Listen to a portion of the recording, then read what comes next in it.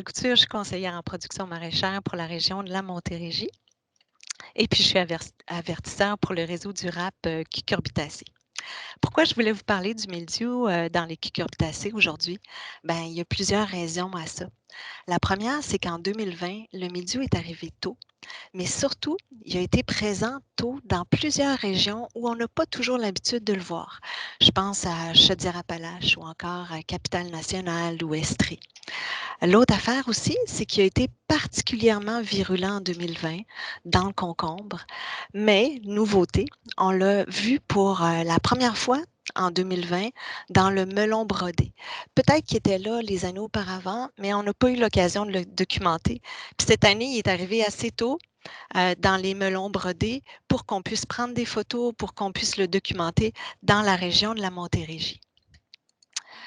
Son petit nom au mildiou des cucurbitacées, c'est le Pseudoperonospora cubensis. Ici, il y a une photo de concombre de transformation. Ça aurait pu être du concombre frais, typique des lésions.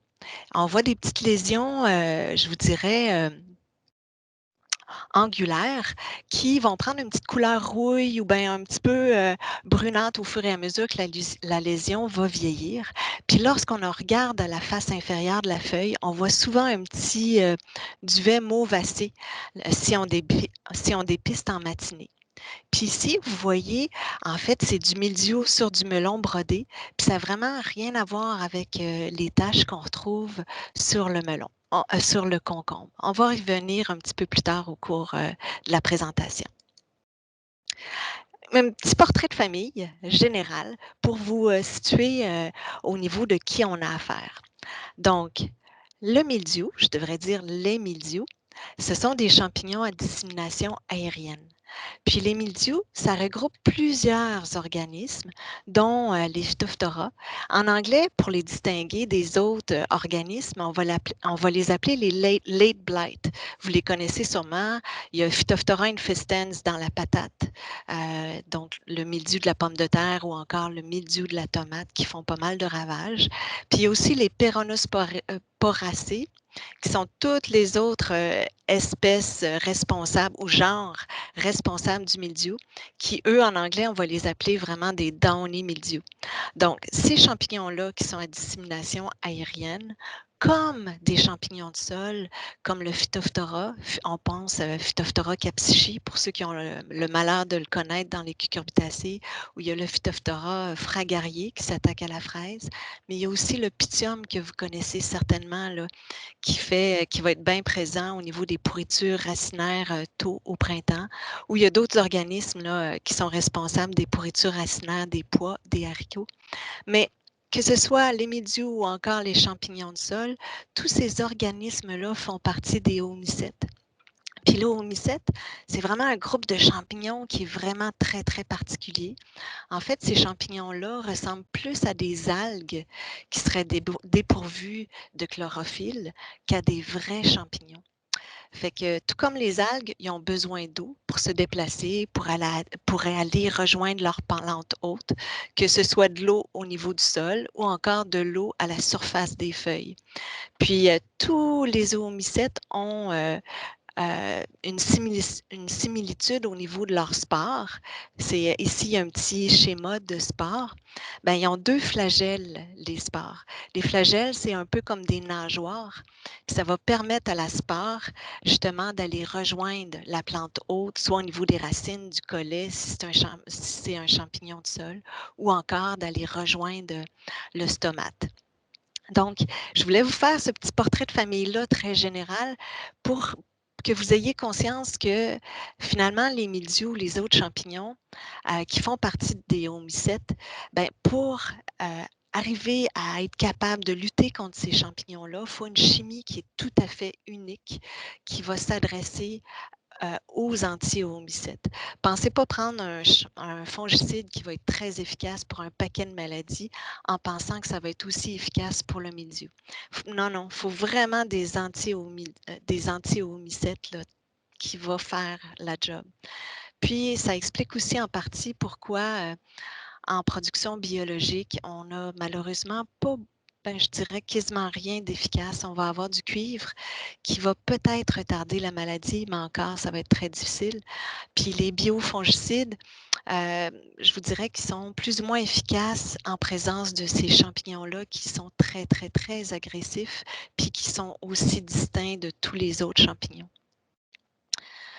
Donc, si on revient à notre mildiou des cucurbitacées, ben, c'est un parasite obligatoire. Donc, il a besoin de vent, lui, pour se déplacer. Il a besoin finalement de plantes relais vivantes pour pouvoir, grâce au vent, d'aller de plante haute à plante haute. Donc, il ne survit pas dans le sol, il ne survit pas sur les feuilles mortes. Comme son nom l'indique, il va toucher seulement les cucurbitacées. Puis, il n'attaque pas le fruit, mais il va attaquer tous les stades foliaires. Donc, si lui, il arrive sur une très, très jeune plantation, peu importe le stade, il va l'infecter. Il va infecter les jeunes feuilles comme les vieilles feuilles. Puis, toutes les cucurbitacées cultivées et les concombres sauvages peuvent être touchés. Par contre, la prochaine diapo va amener une nuance à ça. Ici, je vous présente la réalité qui tenait en 1987. Ça a changé un peu depuis, mais le principe est le même, en fait. C'est qu'il existe des différentes souches ou pathotypes de mildiou. Puis, toutes les souches vont être capables d'attaquer le cocombe, le melon, mais c'est seulement certaines souches. Puis ici, dans le tableau, en fait, c'est seulement la souche 5 qui va être capable d'attaquer les courges, les citrouilles. Ici, il y a des petits moins pour indiquer que la réaction, soit qu'elle n'aura pas lieu pantoute, donc il n'y aura pas d'interaction avec la plante hôte, ou parfois, il pourrait en avoir, mais très, très faiblement. Il pourrait avoir une petite infection.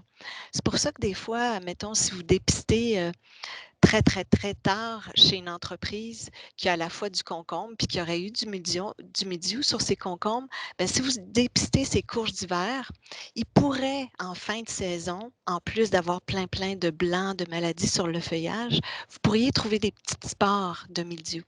Mais ça ne sera pas une grosse, grosse, grosse réaction, puis c'est pas ça qui va causer la mort sur la courge, la citrouille, parce que l'interaction est vraiment pas très compatible.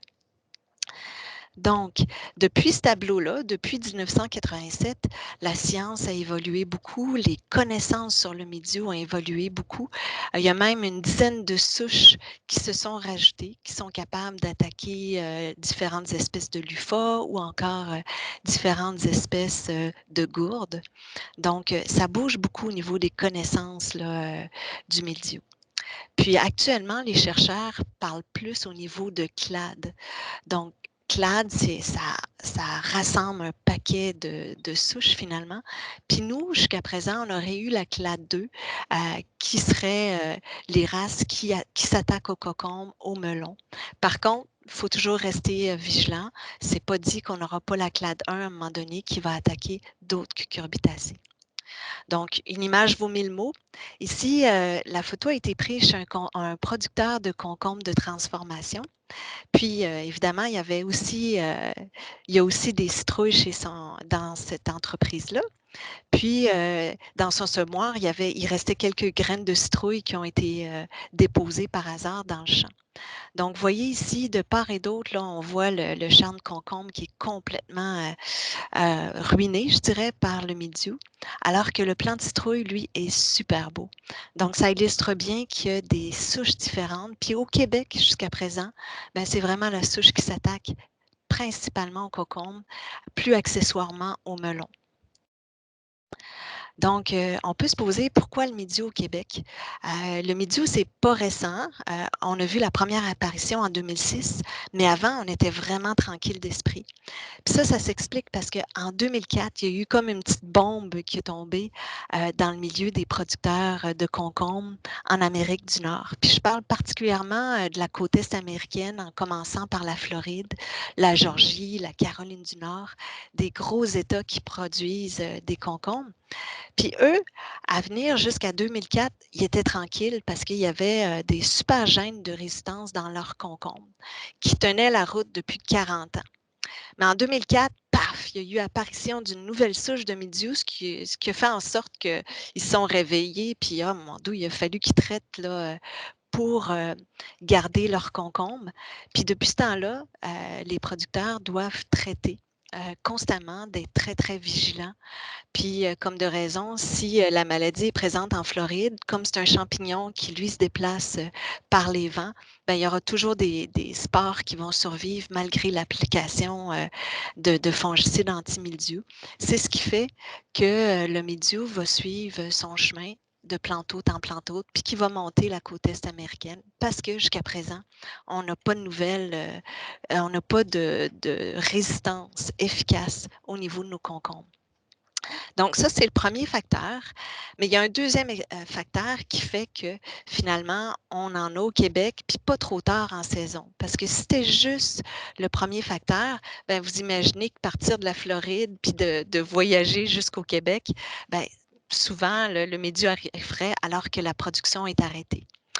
Non, l'autre facteur qui fait qu'on a quand même assez tôt en saison du mildiou, c'est que depuis aussi une quinzaine d'années, il y a des productions de serres de concombre qui produisent à l'année longue, qui sont proches du Québec. On pense à l'Ontario, au Michigan.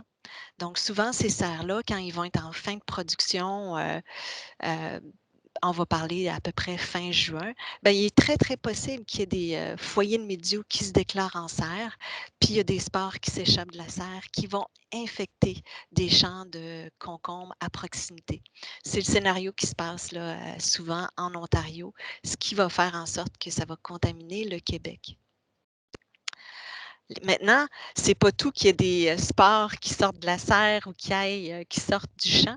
Encore faut-il qu'il y ait les conditions nécessaires propices au développement de la maladie. Si on prend le scénario de l'Ontario, où là, il y a des spores qui sortent de la serre, qui va arriver dans le champ qui est juste à côté, bien là, imaginons que les conditions sont propices. Donc, il y a infection, puis là, le champignon prolifère, puis on va voir des spores à la face inférieure de la feuille. Bien, en fait, c'est le petit duvet mauve, ça représente des millions et des millions de spores, mais en fait, pour être précis, c'est des sporanges. Des sporanges, c'est des petits sacs qui contiennent les oospores. On dit qu'un sporange peut contenir entre 5 et 15 zoospores. Donc, imaginons ça pour partir. On dit qu'entre 8 heures et 11 heures du matin, quand l'humidité relative commence à diminuer, ben, ces petits sporanges-là, ben, c'est plus sec, donc ils vont se détacher de la face inférieure de la feuille, puis ils vont se retrouver dans l'air ambiant. Donc ça, c'est le premier facteur qui peut avoir une infection. Mais si ces sporanges-là sont exposés à plus de 4,5 heures d'exposition de soleil, ben, déjà là, il y en a 63 qui vont mourir. Donc, le soleil, c'est un facteur limitant pour les futures infections. Mais le reste des sporanges, elles, qui ont survécu, ben, ils peuvent être poussés par les vents, ils peuvent tomber sur des plants voisins. Puis là, c'est pas gagné pour les sporanges. Par contre, il faut qu'ils tombent un sur une plante hôte, comme de raison, sinon l'infection n'a pas lieu. Mais en plus de ça, il faut que la plante hôte, le concombre en l'occurrence, qui est la meilleure plante hôte, il faut qu'il y ait une petite pellicule d'eau à la surface de cette feuille-là. Parce que comme on le dit, c'est un champignon qui a besoin d'eau pour se développer. Donc, s'il tombe sur une plante hôte, qu'il y a de l'eau à la surface de sa feuille, à ce moment-là, le sporange va tomber, va libérer ses oospores, puis les oospores vont pouvoir nager vers les stomates. Les stomates, c'est comme nos pores de peau. En fait, c'est des petits trous qui permettent les échanges gazeux entre l'air ambiant puis la plante. Fait que là, le zoospore se dirige vers ces ouvertures-là.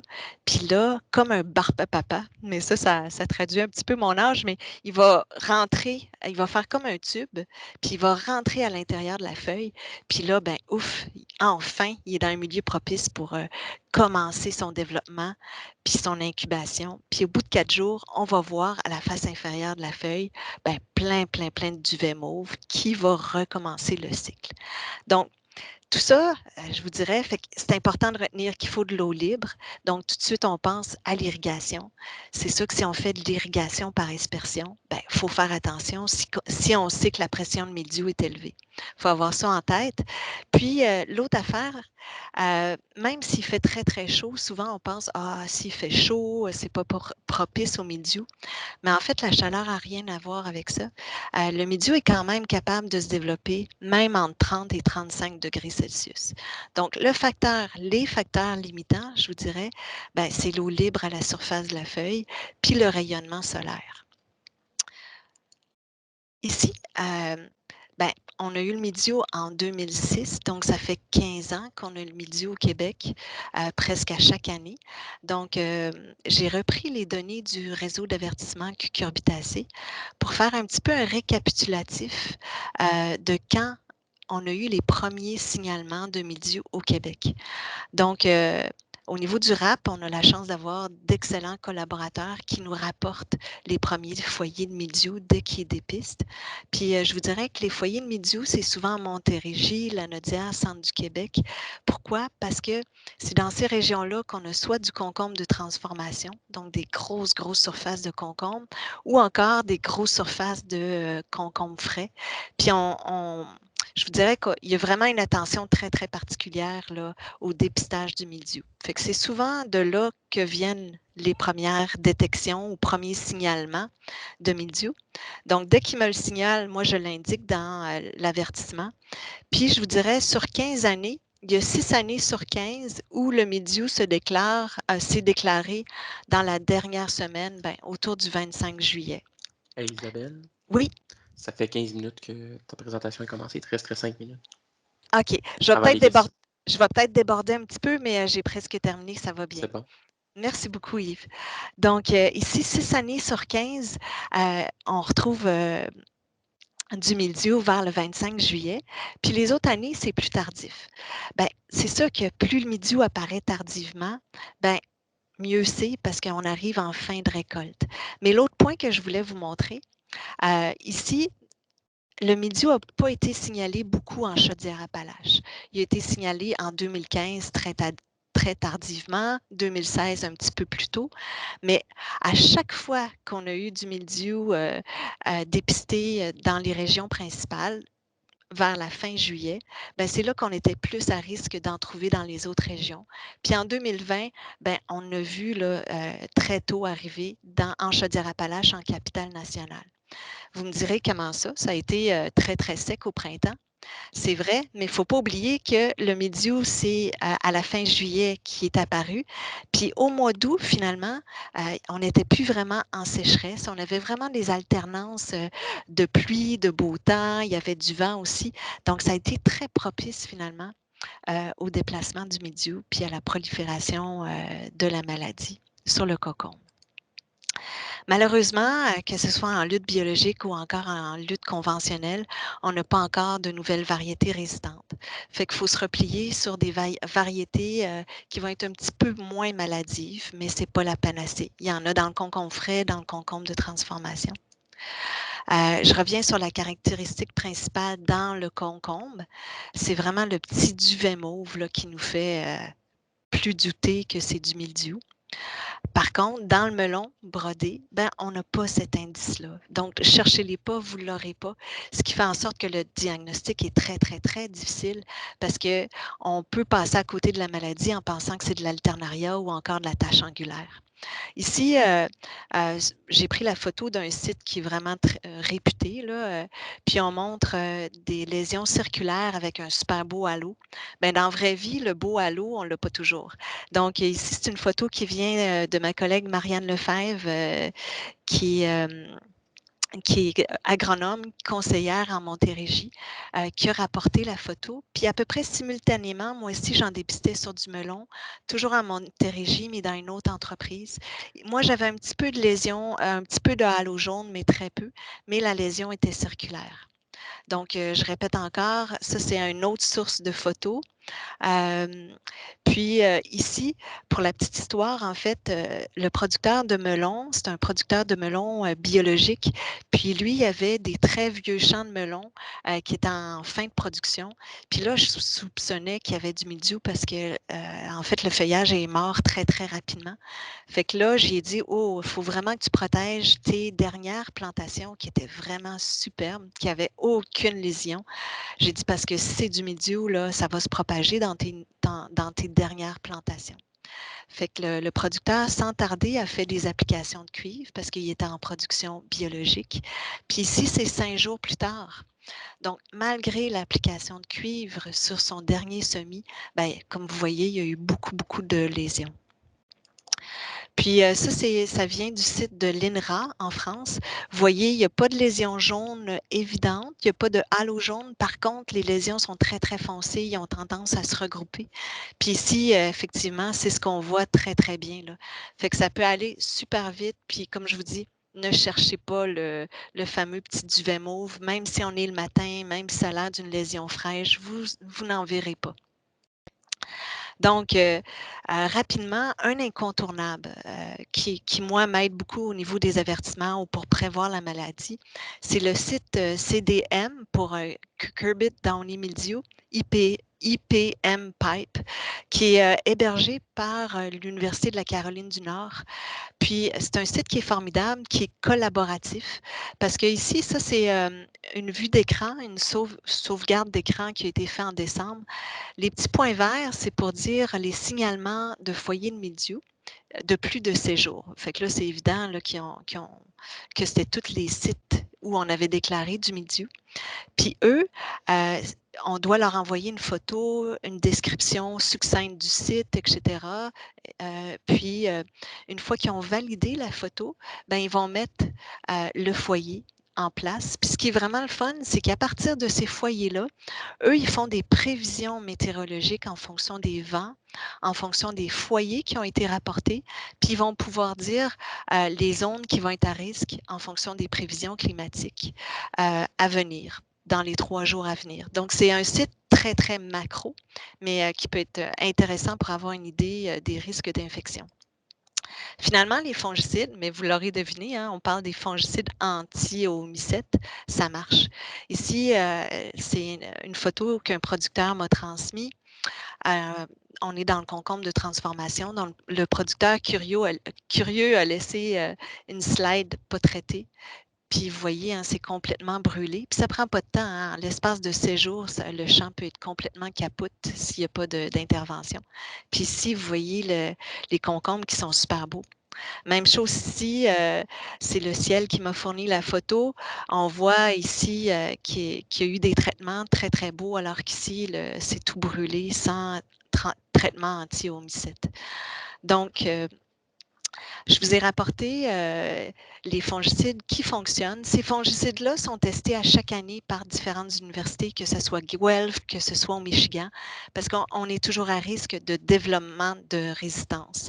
Donc, à chaque année, moi, je fais de la veille, on va pomper un petit peu ce qui s'est fait ailleurs, puis on rapporte les fongicides qui fonctionnent bien. Donc, on a 3 fongicides qui fonctionnent très, très bien encore. Puis, on est chanceux parce que c'est des fongicides qui sont à risque réduit, donc avec des indices de risque pour l'environnement et la santé qui sont assez bas. Mais à chaque année, c'est revu. Ça pourrait changer si on s'aperçoit qu'il y a eu de la résistance l'année précédente. Puis je vous invite, si ce n'est pas déjà fait, à vous inscrire si vous avez des champs de cucurbitacées au RAP, parce qu'il y a une foule d'informations. Il y aura des alertes quand on détecte les premiers foyers de mildiou. Il y a des bulletins d'information qui parlent des fongicides, des insecticides qui sont homologués, autant en bio qu'en conventionnel. Il y a évidemment les avertissements aussi. Donc, là-dessus, si vous avez des questions, dépendant du temps qui nous reste, on pourra prendre quelques questions, puis éventuellement, s'il reste du temps à la toute fin, après la conférence de Jean-Philippe, on va pouvoir en prendre. Fait que je vais quitter mon... Attends, Isabelle, Oui? je te dirais de garder ta présentation ouverte si possible, parce qu'on avait une question, demande d'une participante qui demandait, qui a dit j'ai pas eu le temps d'écrire les variétés les Ah plus oui, résistantes au milieu, donc je t'inviterai à la garder partagée Excellent. cette page-là pour. Je pense qu'il y a de Oui, l'intérêt envers ça. super. Sur Internet, il y a moyen de trouver aussi les variétés D'autres. tolérantes, d'autres OK. variétés. Oui, oui, oui. Parfait. Pour les participants, je vous inviterai à lever la main, qui est qui est une image en haut dans Teams, là, à côté d'afficher les participants, la conversation, il y a une petite main, vous pouvez peser dessus. Sinon, si vous avez des questions, vous pouvez aussi les écrire dans la zone clavardage. Puis on a déjà des questions, Isabelle, fait que la première qui vient de Madame Joanne Paquette. Y a-t-il une huile que l'on peut placer sur les feuilles pour contrer le médium? C'est une super de bonne question. Il y a effectivement des huiles minérales qui sont homologuées au niveau au niveau des cucurbitacées. Par contre, ne sont pas homologuées contre le mildiou, probablement parce que ça n'a pas fait ses preuves. Donc, moi, je vous dirais que c'est homologué dans la culture, c'est pas homologué contre le mildiou, donc probablement que c'est pas efficace. Donc, s'il n'y a pas d'homologation à ce moment-là, non. Je ne sais pas si j'ai été assez claire dans la réponse, là. Mais on n'a pas de preuves que ça fonctionne. Puis puisque ce n'est pas homologué dans la culture, on ne doit pas l'utiliser pour traiter le mildiou. C'est bon. Il y avait Madame Joanne Leboeuf qui avait levé la main, elle l'a rebaissée. Je ne sais pas, Madame Leboeuf, si vous avez une question, vous pouvez activer votre micro puis la poser.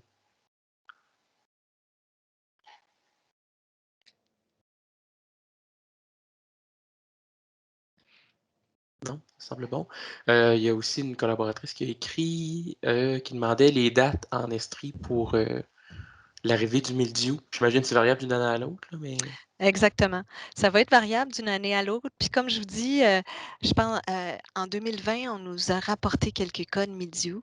Donc, ça va dépendre. Souvent, ça risque d'être très, très tard en saison, au moment où la production est presque finie. Mais dépendant des saisons, ça pourrait être aussitôt qu'à la mi-août. Donc, je vous dirais, avec les avertissements phytosanitaires, ça pourrait vous donner une idée de quand ça arrive. parfait. On a une main levée qui est Madame Juliane Duguay. Vous pouvez poser votre question. Oui, allô, je me demandais c'est les façons efficaces là, d'appliquer le cuivre là, sur tout le plan. Là, nous, je sais qu'on travaille avec des arroseuses, mais on n'a pas d'air assisté ou quoi que ce soit. Là. Je ne sais pas si vous allez en parler plus loin dans la présentation ou s'il y avait quelque chose par rapport à ça. Là. Ben, au niveau, non, malheureusement, on ne parlera pas du type d'application. C'est pour avoir fait des essais avec l'air acité, c'est pas essentiel l'air acité. Par contre, le cuivre, comme toutes les autres fongicides, on veut les amener à la bonne place. Puis les sporanges, le petit duvet mauve, ben, il est à la face inférieure des feuilles. Puis il faut toucher toutes les feuilles. Puis on sait que les cucurbitacées, c'est le défi hein, des pulvérisations, d'essayer de toucher l'ensemble du feuillage, la face supérieure comme la face inférieure. Fait que je vous dirais pour ça, il faut un bon volume d'eau pour essayer de toucher l'ensemble du feuillage, puis la face supérieure comme la face inférieure. Fait qu'on parle, écoute, même les étiquettes du cuivre, là, la plupart des étiquettes, c'est 1000 litres à l'hectare. C'est énorme, énorme, énorme, mais c'est la seule façon pour amener le produit à couvrir l'ensemble du plant. OK. Parce que dans le fond, la face supérieure de la feuille, c'est pas trop un problème. C'est vraiment l'inférieur qu'on n'est pas capable d'aller atteindre. Là. Fait que je me demandais s'il y avait eu des essais de fait avec l'air assisté pour brasser le plant, pour réussir à aller porter le produit en dessous du plant là, et dans le plant là, complètement. Là, on est rendu là, nous autres, là, Oui, à développer un sport. effectivement, ça va aider, c'est certain. Moi, j'ai fait des essais il y a plusieurs années. Peut-être que depuis, ça s'est encore, la performance s'est améliorée encore plus. Mais même avec l'air acité, à l'époque, je vous dirais, on voyait que c'était très, très difficile de rejoindre toutes les feuilles, puis OK. particulièrement les feuilles, la face inférieure, OK. même Bon, avec même. l'air acité. Merci. On a d'autres questions dans le clavardage qu'on va prendre assez rapidement. Euh, Il y a des gens qui demandaient, étant donné la seule présence de clade 2 à date au Québec, est-ce que les variétés anciennement résistantes le sont encore au Québec? jusqu'à nouvel ordre ou arrivée de nouvelles clades? Point Ah, d'interrogation. c'est excellent. Ben, en fait, oui, effectivement, c'est surtout la clade 2 qu'on a. Puis la clade 1, c'est probablement des vieilles races, mais qui prennent beaucoup de temps à nous arriver. Donc, je vous dirais que probablement, oui, ils sont signalés aux États-Unis, fait qu'on n'est pas à l'abri du fait qu'ils puissent monter au Québec, mais probablement qu'ils nous arrivent trop tard, là, au moment où on a déjà terminé les récoltes. Mais on pourrait tout à fait avoir la clade 1 là, à un moment donné. Je ne sais pas si j'ai répondu adéquatement à la question, là. Mais pour l'instant, c'est vraiment la clade 1, la clade 2 qu'on a. C'est bon.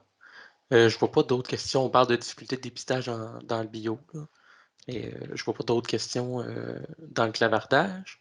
Il est 11h34, donc on va poursuivre avec la deuxième présentation de la journée. Puis, si à la fin de la deuxième présentation, on a des questions encore concernant le mildiou, on pourra les prendre aussi à ce moment-là, après les questions sur le perçoir de la courge. Donc, Jean-Philippe, je te laisse partager ton écran puis faire ta présentation.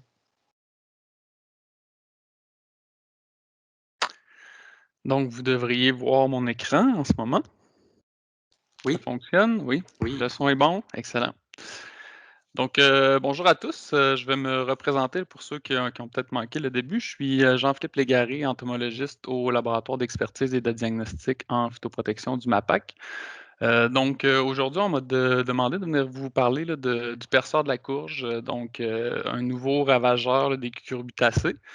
Donc, ça va être une présentation assez générale là, sur bon, c'est quoi cet insecte-là, c'est quoi son cycle, les dommages à observer, puis comment faire un peu de prévention, tout ça au champ.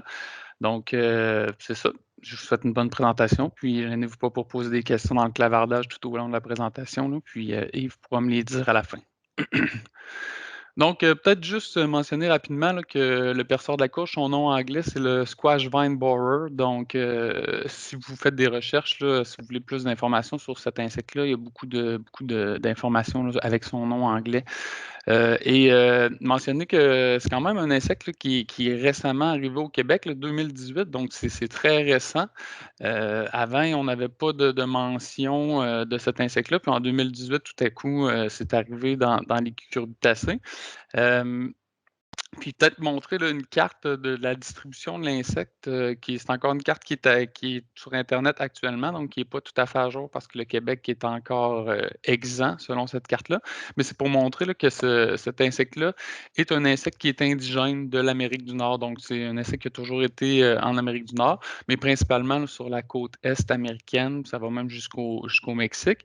Puis on voit qu'il y a quelques points dans le sud de l'Ontario. Mais ça, c'est quand même intéressant de voir que c'est un insecte indigène qui est aux États-Unis depuis toujours, puis que soudainement, en 2018, pour une raison inconnue, là, cet insecte-là est apparu sur le radar dans les cucurbitacées au Québec. Est-ce que c'est les changements climatiques?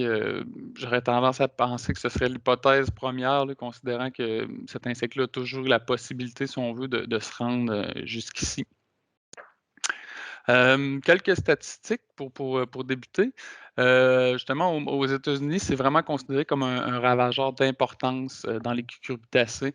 Donc, je mentionnais que pour une production là, qui était évaluée à 400 millions de dollars aux États-Unis en 2012, c'est 25 de perte de rendement qui peuvent être observées dans les productions commerciales de citrouilles et de courges. Donc, c'est quand même un ravageur qui est non négligeable là, aux États-Unis.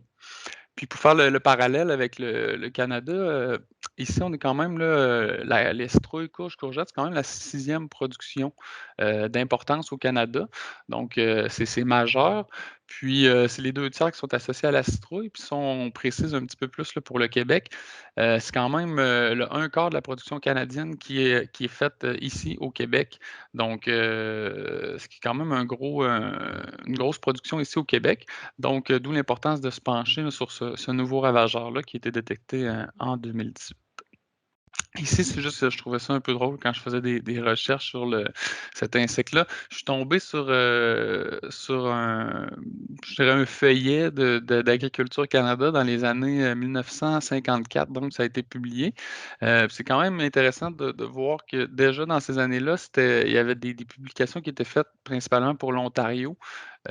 Sur cet insecte-là. Donc, comme je dis, c'est vraiment pas nouveau que cet insecte-là est présent bon, aux États-Unis ou au Canada, puis qu'il aurait pu venir au Québec ou être détecté bien avant 2018. Puis, pour une raison inconnue, c'était pas le cas. Puis là, ne pas prendre en considération la partie en bas à droite là, qui est sur des moyens de lutte dans ces années-là, je suis pas mal certain que c'est plus recommandé aujourd'hui. Donc ici, je vais avoir quelques diapositives pour décrire un petit peu chacun des stades de l'insecte.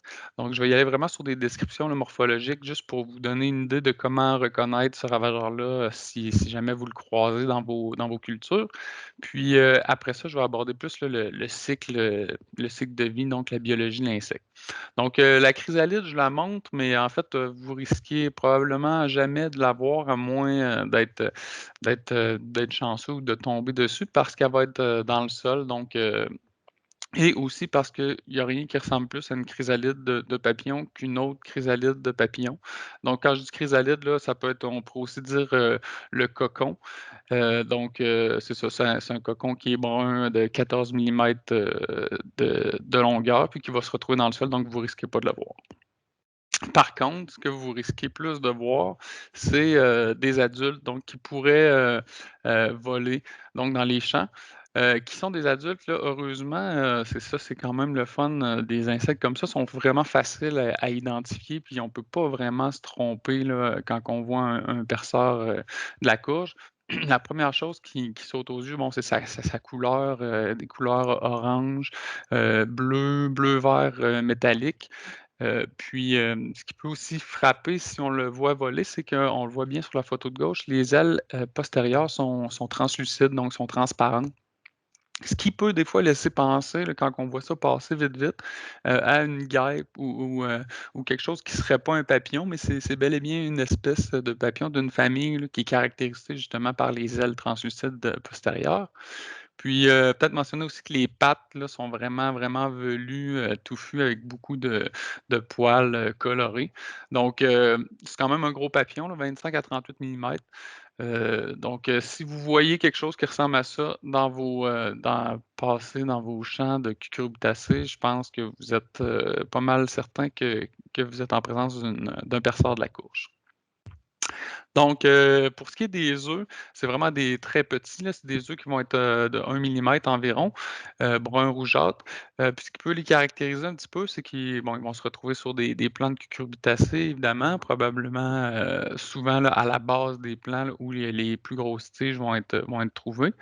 Mais ce qui est important de mentionner, c'est que contrairement à beaucoup d'espèces de papillons qui vont pondre leurs œufs là, en masse, donc en groupe d'œufs, tout regroupés, tout collés, le perceur de la courge va pondre des œufs là, qu'on dit de façon individuelle. Donc, on peut voir quand même sur les photos qu'il peut avoir quelques œufs qui sont rapprochés, mais ça ne fera jamais des masses. Chaque œuf est quand même pondu là, individuellement par rapport aux autres. Puis le dernier stade que je vais vous montrer pour l'identification, c'est le stade larvaire, qui est aussi un stade que vous risquez de voir dans vos cultures si vous cherchez un petit peu. Donc, c'est une grosse larve blanche qui va se trouver dans les plants, donc je vais y revenir tout à l'heure. Mais 25 mm, donc c'est quand même, là, tu sais, en tout et partout, là, toutes les stades sont quand même d'une bonne taille. Puis ce qui peut caractériser cette larve-là, outre le fait là, parce qu'une larve blanche, ça arrive quand même souvent, c'est sa tête brune et les deux lignes qu'on peut voir sur la photo en haut à droite, les deux lignes qui sont sur le thorax, donc la plaque thoracique sont pas nécessairement toujours présentes, ces lignes-là, mais ça arrive quand même, c'est assez fréquent. Puis ça, encore une fois, là, c'est assez distinctif. Il y a pas si vous trouvez une larve dans un plant de cucurbitacées qui a des lignes de la sorte, c'est pratiquement sûr que vous êtes en présence d'un perceur, d'une larve de perceur de la courge. Puis peut-être mentionner aussi, si vous voulez valider encore plus votre identification, c'est quand même des larves qui ont 8 paires de pattes. Donc, si vous tournez la larve, là, vous allez être en mesure de compter 8 paires de pattes sur la larve. Donc, ça aussi, c'est assez caractéristique. Donc, maintenant, le cycle vital, puis c'est important quand même de comprendre le cycle vital pour bien comprendre un peu les autres points de prévention et autres que je vais aborder tout à l'heure. Si on commence avec la chrysalide, bon, je vous l'ai dit, elle est enfermée dans le sol à une profondeur entre 25 et 50 centimètres. Donc, vous la verrez pas. Puis c'est vraiment le stade hivernant, donc il va passer l'hiver. Il y a aussi les larves matures là, qui peuvent passer l'hiver. Des fois, ils vont se transformer plus tard le printemps venu. Mais règle générale, on va considérer que c'est la chrysalide qui est le stade hivernant. Ensuite, bon, cette chrysalide-là va émerger, là, les adultes, à partir du mois de mai l'année suivante. Donc, et c'est une émergence d'adultes là, qui peut s'étendre quand même sur une longue période, donc de mai à juillet. Mais on a même des données, là, puis c'était mentionné dans la littérature, mais nos données qu'on a de capture qu'on a avec le RAP montrent que ça peut s'étendre jusqu'en vraiment tard en saison ou septembre même. Donc, ces adultes-là, contrairement à beaucoup d'autres ravageurs qui sont dans les papillons, là, on pense aux noctuidés, les vers gris, des choses comme ça, les adultes vont être actifs le jour. Donc, c'est des papillons qui sont diurnes et qui vont butiner les fleurs de différentes espèces là, de plantes pour se nourrir de nectar durant le jour. Puis la nuit, ils vont se reposer. Puis, c'est une durée de vie là, moyenne qui est de 5 à 3 jours. Donc, ce pas des papillons qui vont vivre très longtemps. Mais durant leur vie, ils vont avoir la possibilité de pondre là, entre 150 et 200 œufs par femelle, ce qui est quand même une bonne capacité de pondre. Et comme je disais, ces œufs-là vont être pondus individuellement sur les tiges principales des plantes cucurbitacées, principalement là, sur les tiges principales, mais ça peut aussi se retrouver sur les tiges secondaires, les pétioles, même les feuilles, quoique on n'en a jamais vu, là, nous ici. Puis ça peut même être pondu sur les fruits tard en saison. Puis je vais vous montrer des dommages là, tout à l'heure de ça. Donc, 14 jours plus tard, ces œufs-là vont éclore et aussitôt que la larve sort de l'œuf, elle va s'enfoncer dans la tige. Donc, on ne la verra vraiment pas longtemps, là. Aussitôt qu'elle sort, elle s'enfonce directement au centre de la tige, puis va commencer à se nourrir des tissus vasculaires de la tige et va y rester de 4 à 6 semaines.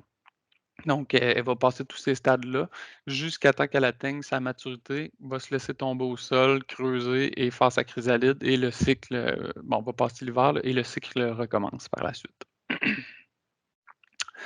Donc, pour ce qui est des dommages, c'est une espèce qui est uniquement là, qui va s'attaquer uniquement à des cucurbitacées. Donc, contrairement à d'autres ravageurs qui sont souvent, on pense maintenant aux ravageurs des crucifères, qui ont un potentiel d'aller se nourrir sur des crucifères, des mauvaises herbes crucifères qui sont dans la nature, tout ça. C'est un peu un avantage, je dirais, parce que le perçoir de la courge est limité vraiment aux cucurbitacées et des cucurbitacées dans l'environnement naturel, il n'y en a pas tant que ça. Puis je me trompe peut-être, mais je dirais que c'est assez rare. Donc, c'est une espèce qui va être uniquement sur les cucurbitacées et principalement sur la citrouille, les courges, les courgettes. Donc, bref, plus la tige est grosse, plus le perçoir de la courge va être attiré. Dans la littérature, c'est nommé aussi que les melons, les concombres peuvent être à risque, mais en tout cas, nous, au Québec, jusqu'à maintenant, c'est assez anecdotique parce qu'on n'en a pas observé actuellement là, dans ces cultures-là. Mais c'est mentionné quand même, donc ça vaut quand même la peine de le savoir. Pour ce qui est des dommages, bon, c'est ça. La larve, évidemment, comme elle se nourrit dans la tige, va se nourrir des tissus vasculaires, donc les tissus qui vont amener l'eau, les minéraux au plant. Donc, c'est facile de comprendre que quand il y a une larve à l'intérieur d'un plant, une petite larve, ça peut aller, mais plus la larve grossit, plus le plant va être affecté, plus la circulation du plant va être affectée et finalement, ben, le plant va finir par flétrir. Et surtout, si on a des périodes de sécheresse, des journées chaudes, c'est là qu'on va voir vraiment les symptômes d'un plant affecté apparaître. Donc, le plant va se mettre à s'assécher, flétrir. On se demande pourquoi, parce qu'il était beau. C'est à ce moment-là qu'on peut aller essayer de voir la présence d'excréments visqueux ou comme du genre de sciure je ne sais pas si je dirais de bois, mais une sciure de cucurbitacée à la surface, à la base des plants. Puis on peut même voir le trou d'entrée. Donc, j'ai d'autres photos ici. Là, on peut voir, là, par exemple, le plan à gauche.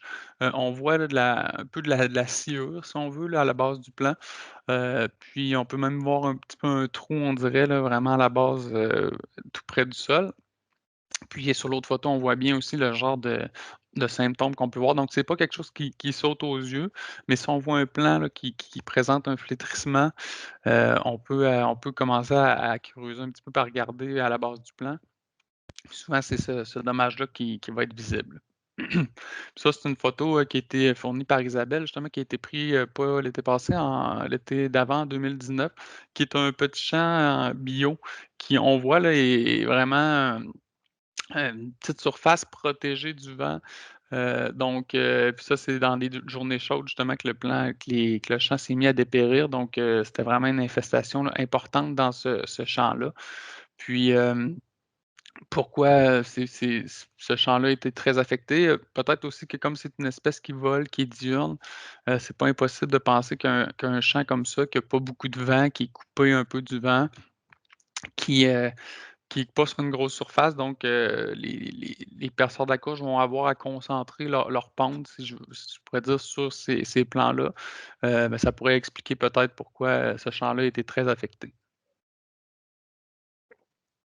Je vous disais tout à l'heure que les œufs peuvent être pondus directement sur les fruits, principalement là, en fin de saison, lorsque les adultes émergent tard en saison.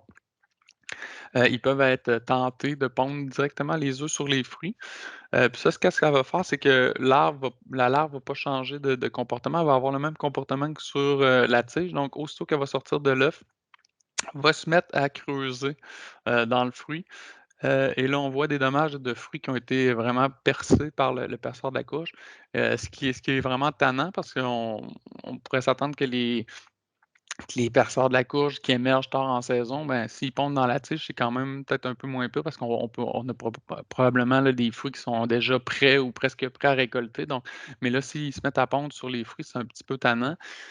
Ben, pas un petit peu, c'est très tannant, mais il reste que c'est quand même pas la majorité là, des cas, là, je pense, qui vont aller pondre sur les fruits. Là. C'est quand même, je dirais que c'est pas majoritairement là, ça qui va se passer. Maintenant, pour ce qui est de la prévention, qu'est-ce qu'on peut faire au Québec, là, vu que c'est une nouvelle espèce, on en est rendu où avec l'état des connaissances, tout ça, puis qu'est-ce qu'on peut faire pour lutter ou en tout cas au moins savoir si on a le perceur de la courge. La première chose, je pense que c'est vraiment de faire du dépistage. Donc, actuellement, là, il y a les pièges héliotistes qu'on peut utiliser, qui sont les pièges qu'on utilise dans le réseau d'avertissement phytosanitaire pour la détection du ravageur. Et il y a une phéromone aussi qui est disponible et qui fonctionne particulièrement bien, là. Je vais en reparler tout à l'heure en vous montrant un peu de données, mais justement, le fait qu'on en capture quand même pas mal au Québec, puis quand on met des pièges que c'est efficace, moi je pense que ça montre quand même une très bonne efficacité du piège. Puis les seuils d'intervention, là, pour vous donner une idée, aux États-Unis, c'est 5 papillons par semaine, par piège par semaine pour les zucchinis, les courges et 12 papillons pour les courges d'hiver et la citrouille là, par piège par semaine. Malheureusement, actuellement, il y a pas de produits homologués au Québec, là, vu que c'est une nouvelle espèce, donc on n'avait pas de produits pour ça. Au Canada, je dirais, il n'y a rien d'homologué, mais il y a quand même des demandes qui ont été faites pour homologuer un produit BT, donc qui est connu là, comme étant efficace. Puis aux États-Unis, Jean-Philippe, d'ailleurs. Oui, il te reste environ 5 minutes.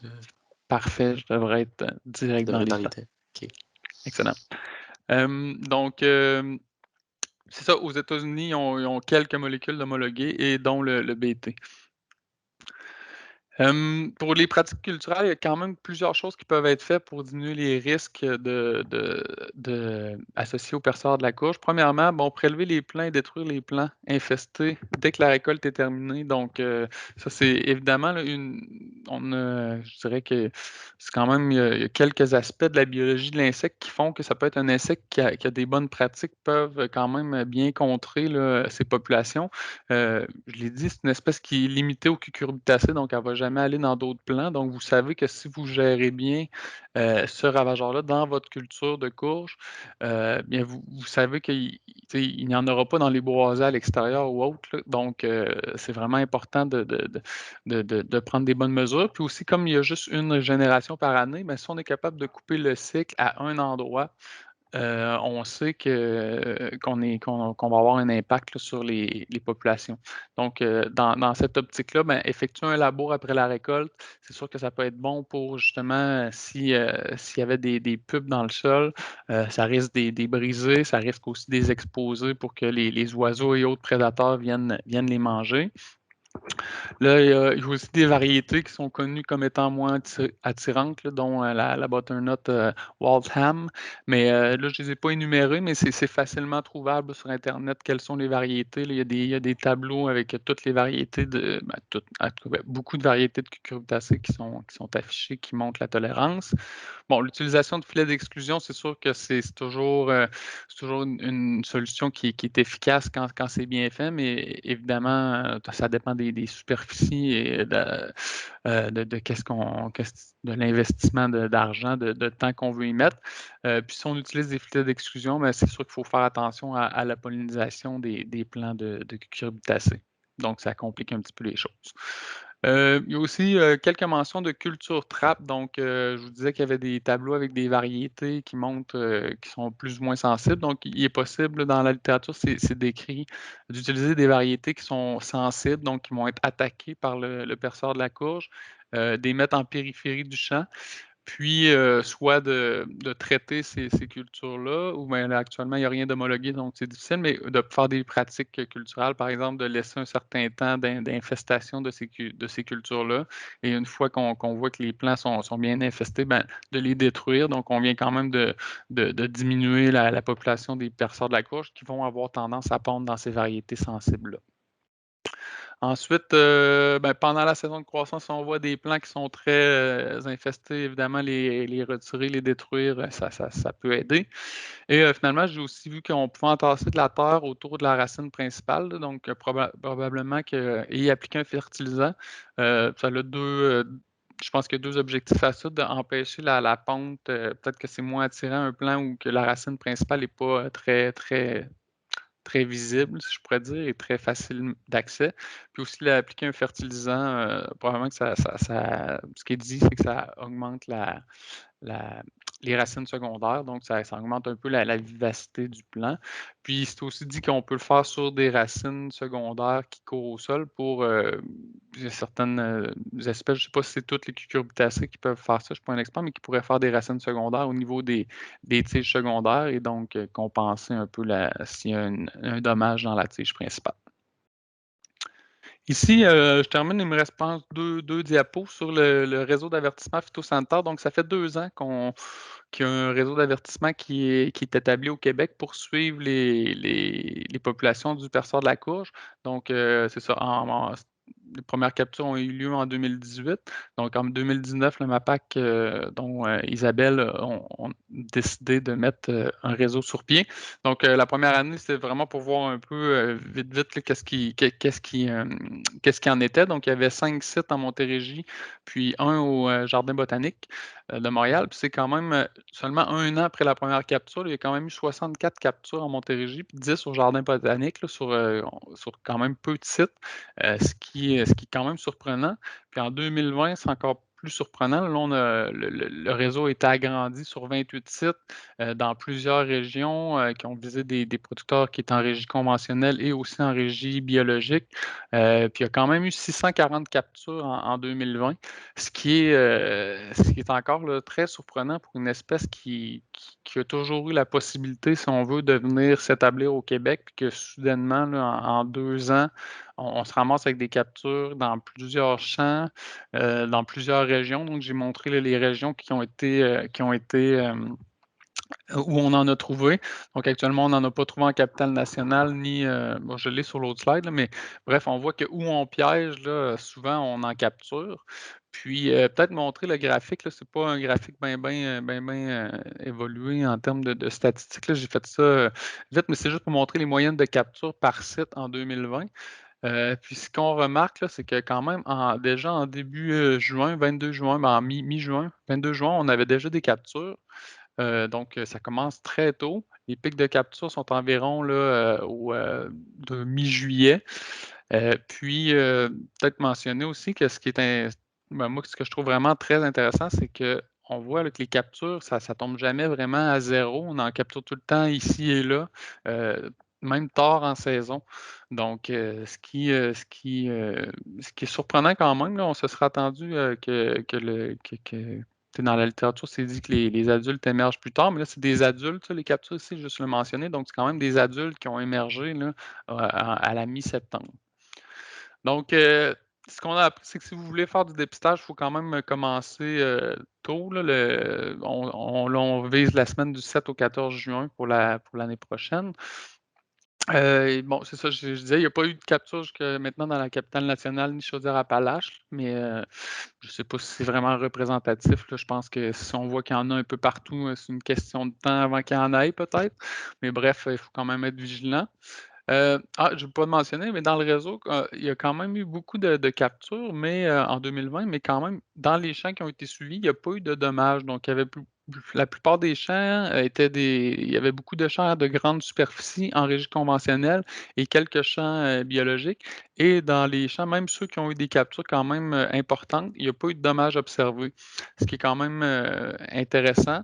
Probablement que ça s'explique par le fait les réseaux, c'est pour ça que je dis que les pièges sont probablement très efficaces parce que vu qu'on capture quand même puis qu'on n'a pas tant de dommages, ça veut probablement dire qu'on capture, que les pièges sont sensibles, que les populations sont peut-être pas si élevées que ça quand on en capture beaucoup dans les pièges. Ça reste à confirmer.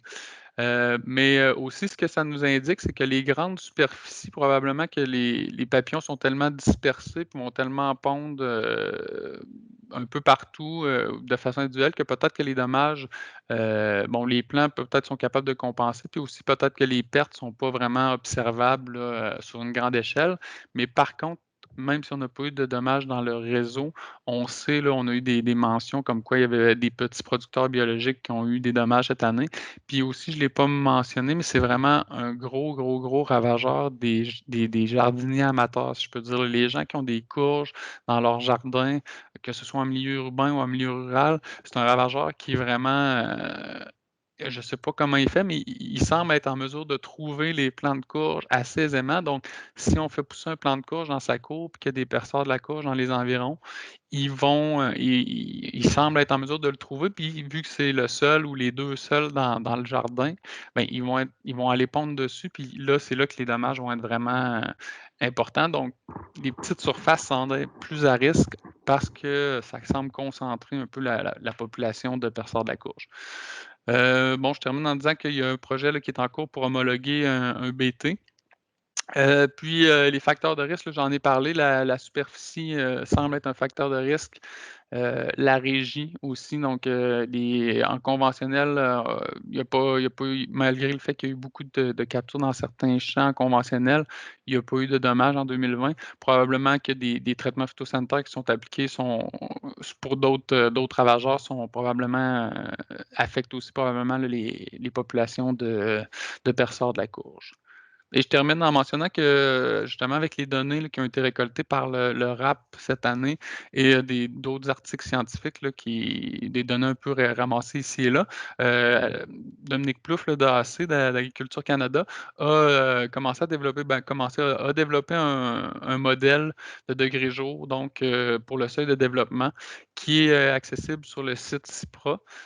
Qui peut être utilisé justement selon votre région, tout ça, de voir les degrés jour, l'accumulation de degrés jour, puis de voir dans votre région quelle serait, par exemple, la portion là, ici, bon, je peux l'expliquer un petit peu. Là, peut-être mentionner que, mettons, 5 d'adultes à 444 degrés jour, si vous voyez ça sur le graphique sur CIPRA, ben, vous savez qu'à 444 degrés jour, il y a 5 des adultes qui sont émergés dans votre région.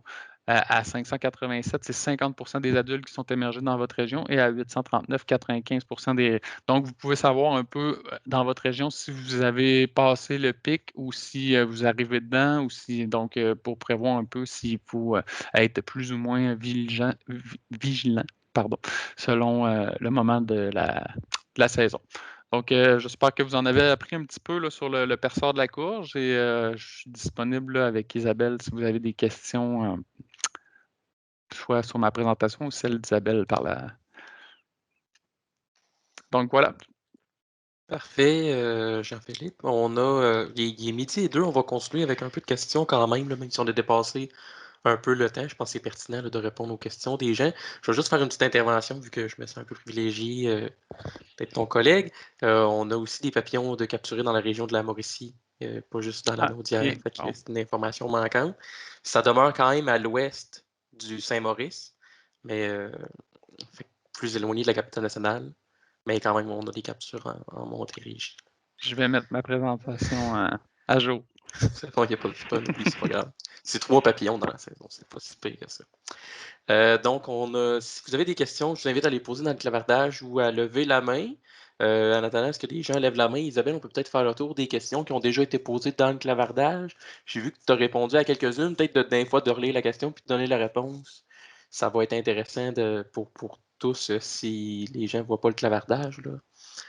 Donc, je peux peut-être commencer avec la première. Je ne sais pas si elle avait été répondue, mais comme il y a une seule génération, est-ce que l'émergence des adultes est concentrée en 1 ou 2 semaines dans l'été ou plutôt étalée dans le temps?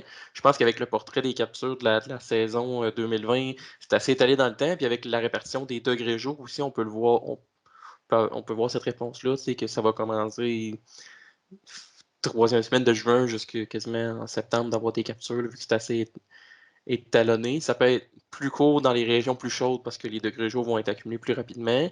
Puis dans les régions plus froides, quand il va y en avoir, s'il y en a un jour, ben, la période d'émergence va être vraiment plus longue parce que les degrés jours s'accumulent plus lentement.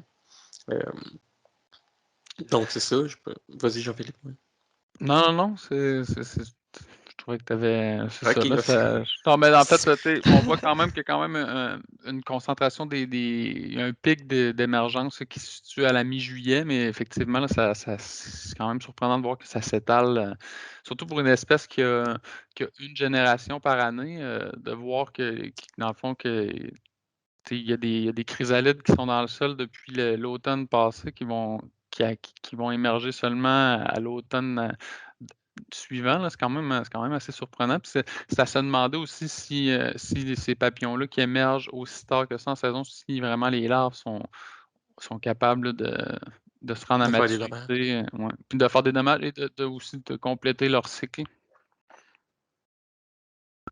On a une autre question dans le chat. Est-ce que des essais de confusion sexuelle ont été évalués aux États-Unis pour cet insecte, pour le contrôle? Ouais, j'ai vu, ouais, c'est ça, je regardais, là, puis j'ai vu qu'Isabelle avait répondu qu'il n'y avait rien. Moi non plus, j'ai pas vu rien par rapport à cette avenue-là, mais effectivement, là, on sait que ça peut fonctionner avec les saisies. Donc, c'est potentiellement un avenue qui devrait être regardé. Je voterais pour une collaboration avec Parfait. Virgin. Ben oui, c'est intéressant. Tu sais, le but premier, c'était de voir au Québec c'est quoi son étendue, mais la deuxième, troisième étape, quatrième étape, ça va être de mettre en place peut-être des petits essais pour voir comment est-ce qu'on peut lutter efficacement. Parce que même si on avait des insecticides, la partie est loin d'être gagnée parce que, comme Jean-Philippe le dit, les œufs sont pondus vraiment à la base du plant. Puis dès que l'œuf est clos, la larve s'en va se cacher. Fait que là, même si tu appliquais plein d'insecticides, écoute, la larve est cachée, est inaccessible. Fait que ça va être tout un casse-tête, là. Mm. On demandait aussi, est-ce qu'il y a des prédateurs naturels au Québec contre la larve ou le papillon? J'ai vu que tu n'avais pas répondu dans le chat, Isabelle. Je sais pas, peut-être parce que tu l'avais pas vu ou C'est parce que je voulais c'est parce laisser qu'il n'y a ça. pas de réponse. Non, Euh, Québec, c'est sûr qu'on ne le sait pas, mais je me rappelle pas, Jean-Philippe, d'avoir lu qu'il y avait ben des ravages, des prédateurs, là. Ben, moi, j'ai rien vu comme prédateur spécifique non plus. Là. Probablement que tous les prédateurs qui peuvent s'attaquer à des lépidoptères, là, que ce soit les chrysalides dans le sol, tout ça, c'est sûr qu'ils ont des prédateurs, mais j'ai pas vu rien de spécifique là, qui pourrait, par exemple, là, si on parle de lutte biologique, j'ai pas vu de parasitoïdes ou des choses comme ça qui sembleraient être spécifiques à cette espèce-là ou qui sembleraient être utilisées là, aux États-Unis là, pour lutter contre cet insecte-là. La bonne nouvelle, je dirais que c'est que comme c'est un insecte qui est indigène, souvent les ravageurs les prédateurs sont plus proches ou sont plus accessibles que si c'est des espèces exotiques. Souvent, que la problématique, c'est qu'ils viennent ici puis ils sont comme exemptés de ravageurs. Là, au moins, une espèce indigène, on peut s'attendre à ce qu'il y ait quand même un certain contrôle d'ennemis naturels. Parfait. On demandait aussi dans le clavardage pourquoi la variété Waltham dans la butternut était moins affectée. Puis la même, la même personne demandait est-ce qu'on connaît les variétés plus ou moins attirantes? Isabelle, tu peux peut-être parler de ta réponse? Oui, j'ai répondu qu'effectivement, la courge butternut, probablement qu'il y a peut-être aussi un aspect chimique, là, mais essentiellement, c'est que par rapport aux autres courges d'hiver, sa tige est beaucoup plus étroite. Hein, c'est beaucoup moins creux aussi, fait que c'est pas propice au fait que le papillon aille pondre là, parce que la chenille aimera pas ça. C'est une première raison, puis c'est peut-être probablement pour des raisons similaires que les plants de concombre, les plants de melon sont pas tant aimer, apprécier du perçeur de la courge. Fait qu'ils vont aimer beaucoup les citrouilles, beaucoup les courges poivrées qui ont des grosses courges, qui ont des grosses tiges où la larve peut se promener puis faire beaucoup de dommages. Là. Fait que c'est plus dans ce sens-là. Je peux peut-être répondre, j'ai vu dans le clavardage de gel d'hiver, rotation. Le gel d'hiver, oui, j'imagine que j'aurais tendance à penser que le fait qu'elle n'était pas présente au Québec jusqu'à tout récemment, c'est probablement une question qu'il y avait quelque chose dans le climat qui ne leur plaisait pas. Donc, probablement que des hivers très rigoureux ou très froids avec une couverture de neige qui est faible, j'aurais tendance à penser que oui, ça peut nuire aux populations du perçeur de la courge.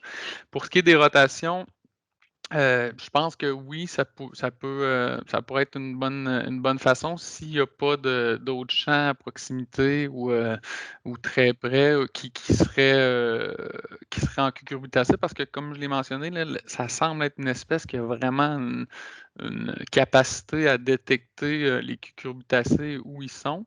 Donc, s'il y a des cucurbitacées dans les environs, on peut s'attendre à ce qu'ils y trouvent. Donc, puis qu'elle se reproduire dans ces cucurbitacées-là. Donc, les rotations, c'est sûr que de toute façon, c'est toujours bon, là, des rotations là, pour plein de ravageurs. C'est toujours quelque chose qui est recommandé quand c'est faisable et possible. Là. Jean-Philippe, par rapport à ce point-là, justement, tu sais, les gels d'hiver, mais les gels hâtifs de fin de saison, c'est-tu un élément réducteur de population de ravageurs, soit du perçeur ou de d'autres insectes, pour peut-être comparer la situation? Tu sais, comme cette année, il y a eu des gels en début septembre, tu sais, Mhm. ça peut-tu avoir baissé les populations pour l'année prochaine, ou s'ils sont Ben, dans les plans? c'est dur à répondre parce qu'on est probablement pas probablement, on est la place la plus nordique où ce ravageur-là est actuellement. Puis ça fait quand même juste 2 ans qu'il est ici. Donc, on en a. C'est quoi sa survie hivernale? C'est quoi ses capacités à passer à travers un gel? Tout ça, là, c'est tout un peu de l'inconnu. Donc, c'est pour ça, comme Isabelle le disait, là, on est vraiment au premier stade d'acquérir des connaissances, puis après ça, de voir c'est quoi les méthodes de lutte ou qu'est-ce qui pourrait favoriser ou défavoriser les populations. C'est bon, merci. Je vois qu'il n'y a pas de main levée et je vois encore des questions qui sortent dans le clavardage. Isabelle, je pense que c'est concernait. Il se demandait si les flips peuvent être utiles ou utilisés contre le perceur.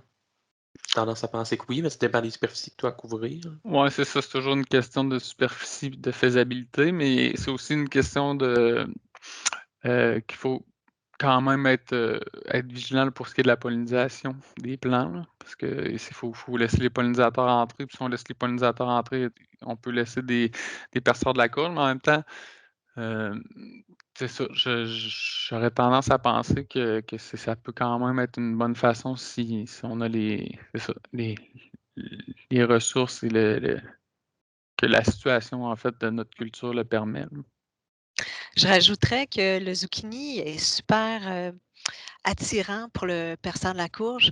Puis, si vous regardez dans les catalogues, il existe des zucchinis qui sont parthénocarpiques, donc ils n'ont pas besoin de pollinisateurs.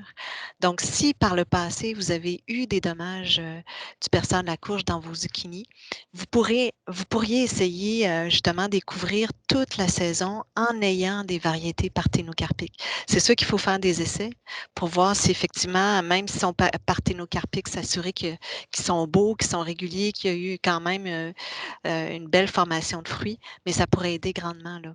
Vous n'auriez même pas à les découvrir finalement.